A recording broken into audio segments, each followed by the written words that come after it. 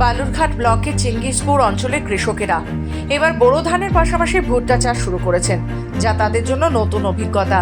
জলসংকটের কারণে ধানের পরিবর্তে ভুট্টা চাষের দিকে ঝুঁকছেন তারা, কারণ ভুট্টা চাষে জলের প্রয়োজন কম হয়। দক্ষিণ দিনাজপুর কৃষি দপ্তর এবং মাঝিয়ান কৃষি বিজ্ঞান কেন্দ্র কৃষকদের ভুট্টা চাষে উৎসাহিত করেছে। জেলায় বর্তমানে প্রায় 27,000 হেক্টর জমিতে ভুট্টা চাষ হচ্ছে।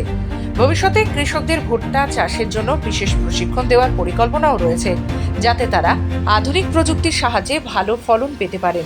ভুট্টা চাষের প্রতি কৃষকদের এই আগ্রহ কেবল চেঙ্গিসপুরে সীমাবদ্ধ নয়, চাঁদপুরের মতলব উত্তর উপজেলার কৃষকেরাও ধানের চেয়ে বেশি লাভ হওয়ায় ভুট্টা চাষে মনোনিবেশ করেছেন।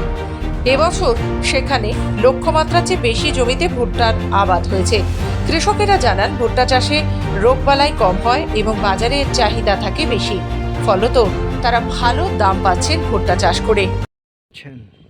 আমরা চাষ করছি এই কারণেই যে আমাদের পাটগুলো মরে যাচ্ছে। পাটগুলো বড় হওয়ার পর এইরকম সাইজ হওয়ার পর অটোমেটিক মরে যাচ্ছে। ওই জন্য আমরা ভুট্টা চাষে আগ্রহ হয়েছি।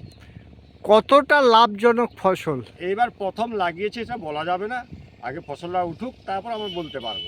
না না না, আমরা কোনো কিছু প্রশিক্ষণ পাইনি, কোনো হেল্পও করেনি ওরা। আমরা নিজেরাই যেটুকু পারছি ওইভাবে করছি। কৃষি দপ্তরকে জানিয়েছেন?